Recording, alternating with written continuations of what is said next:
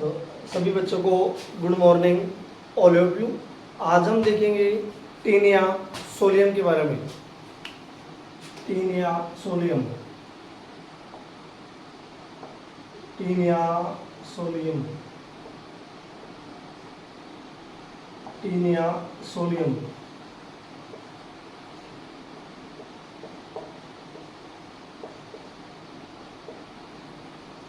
देखो टीन या solium, tin या सोलियम सभी को पता है। टीन या solium flirty helminths, phylums flirty helminths का क्या होता है, एक सदस्य होता है या एक एग्जाम्पल है। इसका एग्जाम्पल है टीन या सोलियम फाइलम्स या संघ प्लेटी हेलमिंथिस का क्या है, एक एग्जाम्पल है। यानी कि फाइलम प्लेटी हेलमिंथिस, प्लेटी हेलमिंथिस का क्या है, एक एग्जाम्पल है, एक एग्जाम्पल है। तो बात ध्यान रखना, कोई आपसे पूछ ले टीन या सोलियम किस फाइलम में आता है, तो ध्यान रखना टीन या सोलियम फाइलम से प्लेटी हेलमिंथिस के अंदर आता है। अब देखेंगे टीन या सोलियम की क्या विशेषता होती है। यानी कि टीन या सोलियम, टीन या सोलियम को हम क्या कहते हैं, टेप वर्म भी कहते हैं। और बच्चों क्या कहते हैं, टीन या सोलियम को हम फीता कर्मी भी कहते हैं। क्या क्या बोलते हैं, फीता कर्मी भी बोलते हैं एवं उसको हम टेप वर्म भी बोलते हैं। टीन या सोलियम को हम टेप वर्म भी कहते हैं,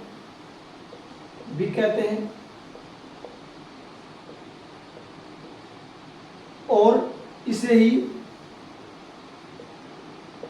हम फीता कर्मी भी बोलते हैं, इसे ही हम फीता कर्मी भी बोलते हैं, फीता कर्मी भी कहते हैं। किसको, टीन या सोलियम को। टीन या सोलियम को टेप वर्म के नाम से भी जाना जाता है और फीता कर्मी के नाम से भी जाना जाता है। देखो टीन या सोलियम किसका एग्जाम्पल है, फाइलम्स। टीन या सोलियम फाइलम्स प्लेटी हेलमिंथिस के अंतर्गत आता है। सबसे बड़ी पहली बात तो ये याद रखना। उसके बाद क्या याद रखेंगे, जो टीन या सोलियम है इसको हम टेप वर्म भी बोलते हैं, इसे ही हम फीता कर्मी के नाम से भी जानते हैं। तो आगे देखो ये टीन या सोलियम होता है ना, इसमें हुक एंड सकर्स पाए जाते हैं। क्या पाए जाते हैं, हुक एंड सकर्स पाए जाते हैं। हुक को हम क्या बोलते हैं, अंकुश। सकर्स को क्या बोलते हैं, चूसक, यानी कि परपोषी में चूसने का काम करते हैं। टीन या सोलियम में हुक्स एंड सकर्स, यानी कि इसमें क्या हो गई, अंकुश और चूसक मुख्य विशेषता होती है। टीन या सोलियम, यानी कि टीन या सोलियम में पाए जाते हैं hook and suckers. Hook and suckers किस में पाए जाते हैं, कोई आपसे पूछता है कि प्लेटी हेलमिंथिस के अंतर्गत, प्लेटी हेलमिंथिस में कौन आता है, टीन या सोलियम। तो यानी कि हुक एंड सकर्स टीन या सोलियम के अंतर्गत पाए जाते हैं। अब देखो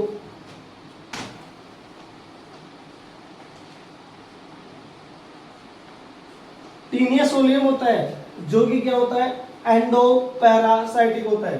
टीन या सोलियम, टीन या सोलियम एंडो पैरासाइटिक होता है, एंडो पैरासाइट होता है।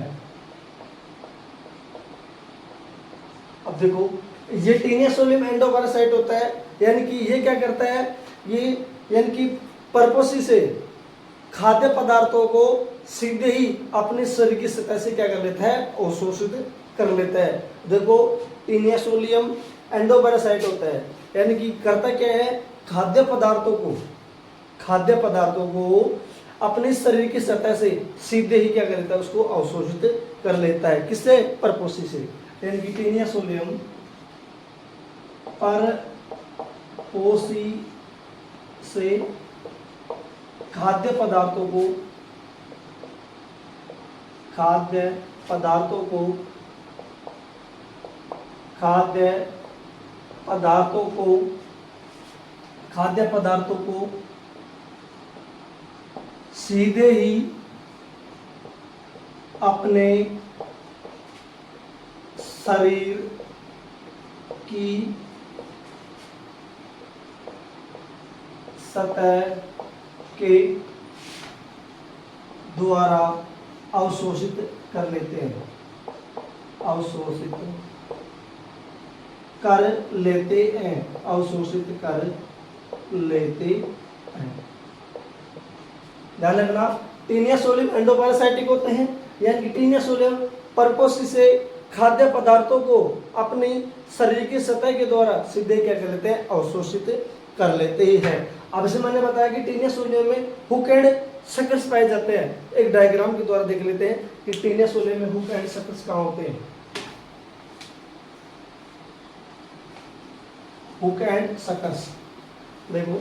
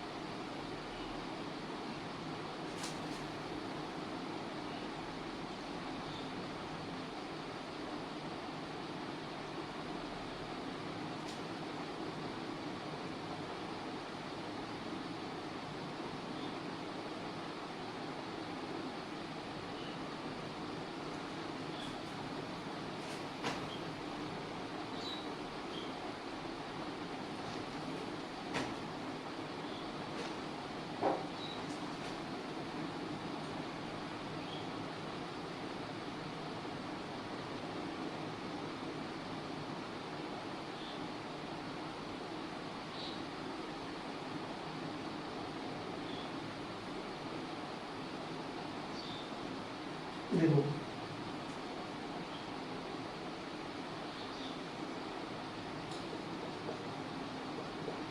ये तो क्या हो गए इसके हुक्स, और ये क्या हो गए उसके सकर्स। सकर्स क्या होते हैं, चार होते हैं। सकर्स क्या होते हैं, चार होते हैं। चार देखो, एक होता है डोर्सल, एक होता है वेंट्रल, और दो होते हैं लेटरल। लेटरल का मतलब क्या हो गया, पार्श्व में। पार्श्व में देखो, एक और एक, दो, दो क्या हो गए पार्श्व में। और एक क्या है डोर्सल, और एक क्या है वेंट्रल। ये देखो, एक क्या हो गया अधर, एक क्या हो गया पृष्ठ में। एक ये दिख रहा और एक इसके पीछे, तो चार सकर्स हो गए। यानी कि दो तो क्या हो गए सकर्स हो गया आगे, एक क्या हो गया पीछे, और ये क्या हो गया इसके हुक्स, और ये क्या हो गया इसका देह खंड। देह है खंड, यानी कि प्रोग्लोटिडिस, ठीक है। और ये वाला पार्ट हो गया इसका स्कोलेक्स। ये वाला पार्ट क्या हो गया स्कोलेक्स,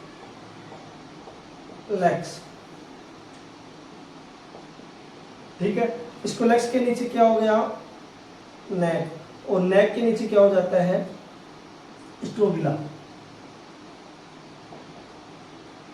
स्ट्रोबिला ये वाला पार्ट क्या हो गया स्ट्रोबिला।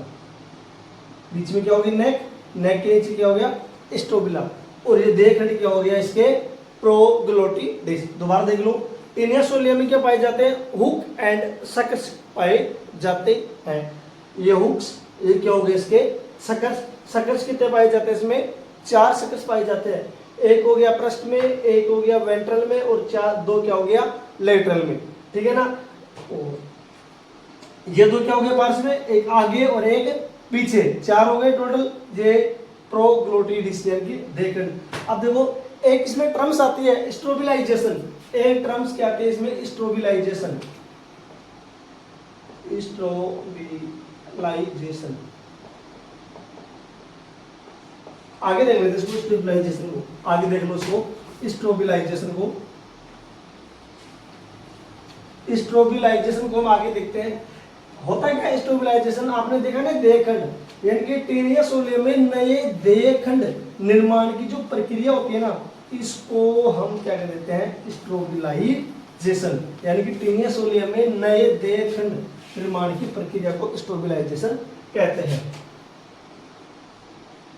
स्ट्रोबिलाइजेशन नए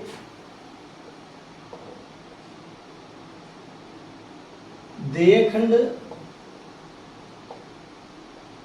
निर्माण की प्रक्रिया, नए देहखंड निर्माण की प्रक्रिया को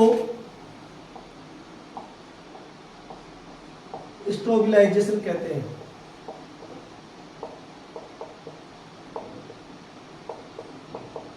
स्ट्रोबिलाइजेशन